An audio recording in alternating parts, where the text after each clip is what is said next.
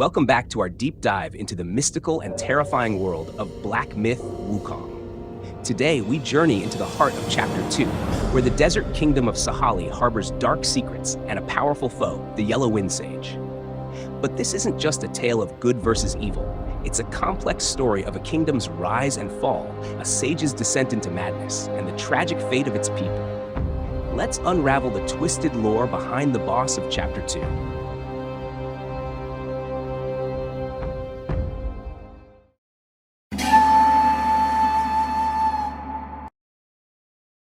In the original novel, the Yellow Wind Sage, or Yellow Wind Demon, was originally a marten that achieved enlightenment on the sacred Mount Ling Shan of the Buddha.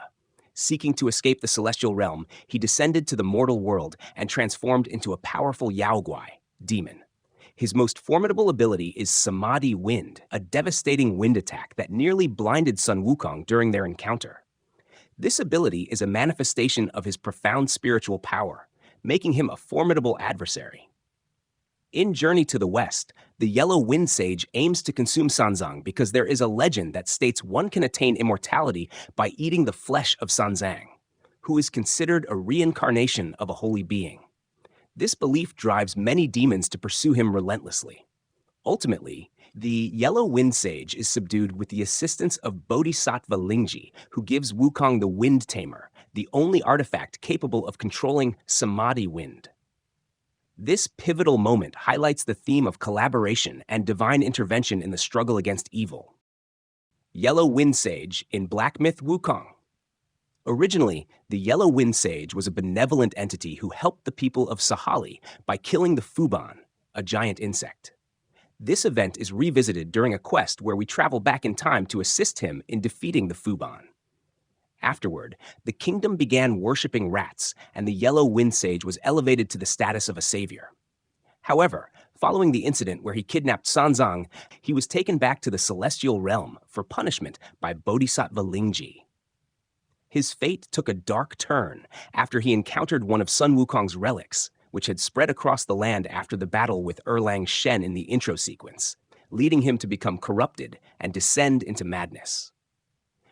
In his quest for power, the Yellow Wind Sage severed the head of his master, Bodhisattva Lingji, using it as a container for the relic. Afterward, he returned to the kingdom of Sahali, where he commanded his two lieutenants, the Tiger Vanguard and the Stone Vanguard, to guard him while he attempted to absorb the relic's power. To keep intruders at bay, the Yellow Wind Sage conjures giant sandstorms, creating a formidable barrier that prevents anyone from approaching him as he delves deeper into his madness.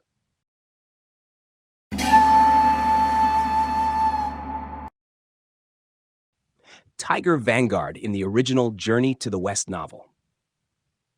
In the original Journey to the West novel, the Tiger Vanguard serves as a loyal subordinate to the Yellow Wind Demon. He is the demon who uses trickery to kidnap Tang Sanzang. However, when Sun Wukong and Zhu Beiji storm the Yellow Wind Cave to rescue Tang Sanzang, a fierce battle ensues, resulting in Zhu Beiji killing the Tiger Vanguard during the confrontation. Tiger Vanguard in Black Myth Wukong.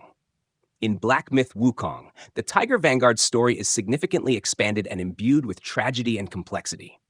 Unlike in the original novel, where the Tiger Vanguard is a single character, in Black Myth Wukong, the title of Tiger Vanguard is passed down from generation to generation within a tiger family.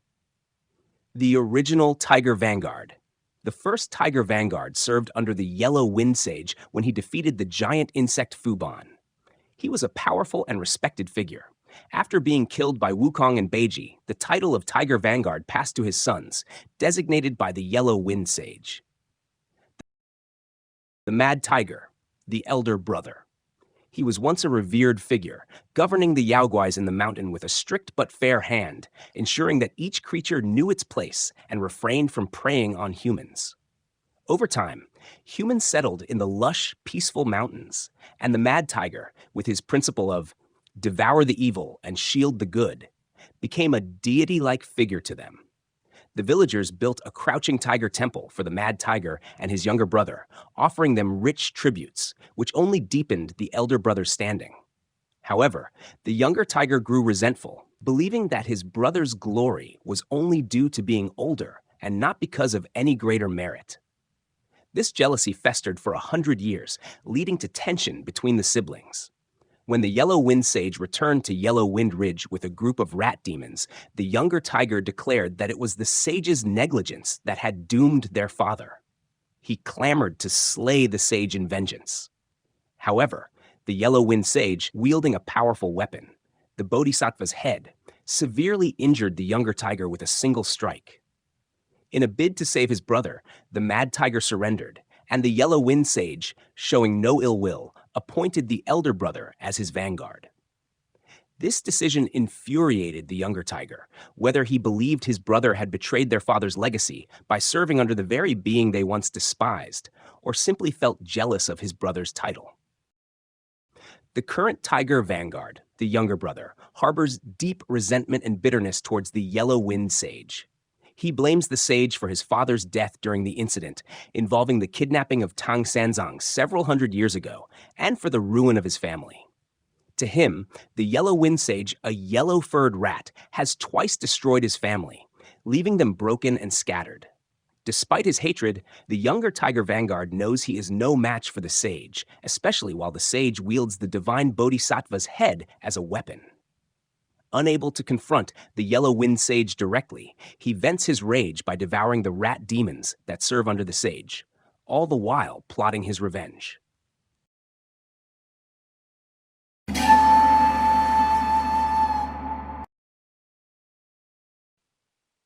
The Kingdom of Sahali. Once a prosperous and flourishing kingdom, as the drunken boar described, it was rich with gold. However, its fortunes took a dark turn when a series of catastrophic events unfolded, leading to its ultimate downfall. The kingdom is located to the west, where the sun sets near the ocean, quenching the waters of the realm. The kingdom lies in unrest, tormented by the sounds of the ocean boiling. In response, Buddha gifted the people a giant drum and instructed them to beat it during sunset to deflect the sound waves. This drum allowed the people to live in peace, and the whole country embraced Buddhism, crafting many golden statues of the Buddha, earning it the name Golden Buddha Country. The royal family of Sahali was at the heart of the kingdom's governance and its subsequent decline. The king, once a devout follower of Buddha, ruled over the land with wisdom and justice. However, as Buddhism's influence grew and the number of temples in the kingdom increased, the power and authority of the king began to wane. Fearing that his control over the kingdom was slipping away, the king ordered the destruction of the temples and the exile of the monks, believing this would restore his dominance. Over time, the people of Sahali forgot to express their gratitude to Buddha and ceased their worship. In retribution, the giant insect Fuban was sent to wreak havoc upon their kingdom. Fuban bears a Buddha head on its back, indicating that it was influenced or commanded by higher powers. Attracted to the sound of the beating drums, Fuban attacked the city each day at sunset. This drum, once used by the people of Sahali to subdue the boiling sounds of the kingdom's waters, became a beacon for Fuban's wrath. The monster's presence made it impossible for the people to use the drum, leading to further chaos and fear. In a desperate bid to save his kingdom, the king turned to the Yellow Wind Sage, a powerful rat demon who had previously been a benevolent entity. The sage defeated Fuban, earning the reverence and gratitude of the king and the people of Sahali. Consequently, the kingdom began worshipping rats, and the Yellow Wind Sage was elevated to the status of a savior. However, the sage's growing influence led to a dark transformation within him, driving his ambition to consume Sanzang's flesh, which ultimately led to his capture by Bodhisattva Lingji.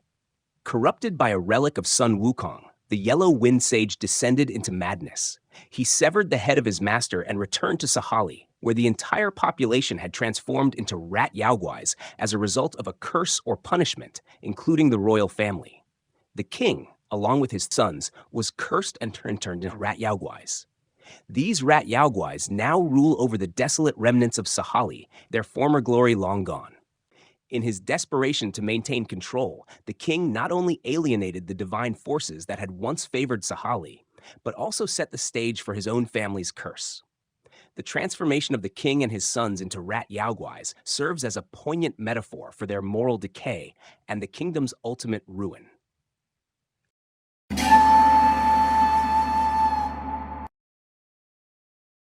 Shigandang is a stone spirit from Yellow Wind Ridge.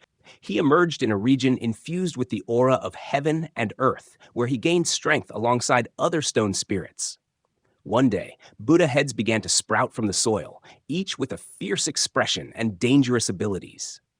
When Shigandang saw these heads attacking the living creatures of the mountain, he felt a strong duty to protect them. In a courageous act, he crushed one of the Buddha heads, earning the name Shigandang, meaning a courageous stone. However, the clay from the destroyed Buddha head stuck to him, causing a new Buddha head to grow from his own body. This transformation gradually corrupted Shigandang's mind, compelling him to hunt down other Buddha heads. As he smashed each one, he wrapped the remains around his back. With each Buddha head he collected, Shigandang lost touch with the essence of the natural world, eventually succumbing to a primal instinct that turned him against the very creatures he once sought to protect. After losing his mind and attacking other stone spirits, the remaining stone spirits and mountain gods were unable to fight Shigandang. At that time, the Yellow Wind Sage, having left the kingdom of Sahali, passed through Yellow Wind Ridge with his demons and encountered the mountain gods and a few stone spirits battling Shigandang. The Yellow Wind Sage, familiar with the Buddha heads on Shigandang's back due to his time in the celestial realm, joined the battle with his demons.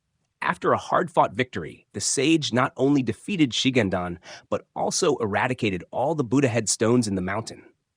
He entrusted the spirits left by Shigandang to the two brave mountain gods, Mother of Stones and Father of Stones, and dug out the Buddha heads on Shigandang's back, sealing them in the ridge. Later in the battle with the Stone Vanguard, the player can revive Shigandang by collecting all the eyes from the scattered Buddha heads, enlisting his help against the Stone Vanguard. Ultimately, however, the player must face and defeat Shigandang as well. The developer's creativity in crafting Shigandang's tale, blending myth with original storytelling, adds depth to the game's narrative, making the character's journey both compelling and tragic.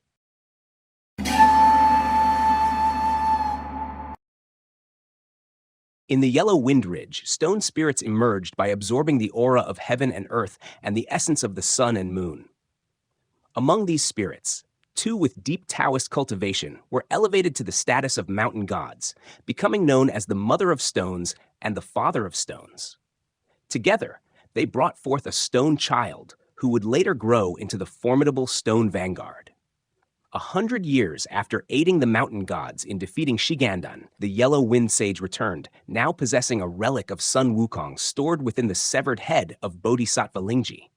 Seeking out the Mother of Stones, he was met with resistance from the stone spirits, who did not recognize him as their former savior.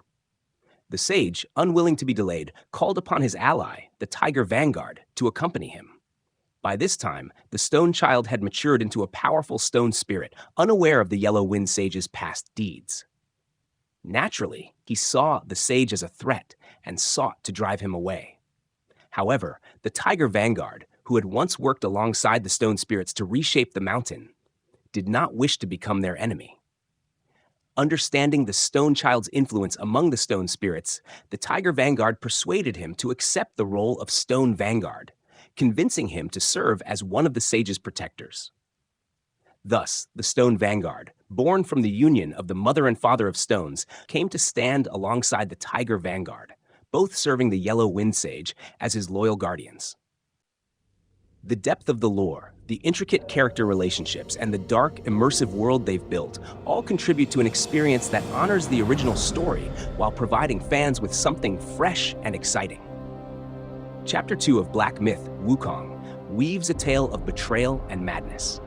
The Yellow Wind Sage, once a savior, became a tyrant, and the kingdom of Sahali was lost to time, its people cursed to live as rats. As you battle through this chapter, remember the tragic history that led to these events and the lives that were forever changed by the whims of a mad sage. Stay tuned for more deep dives into the rich lore of Black Myth Wukong in Chapter 3.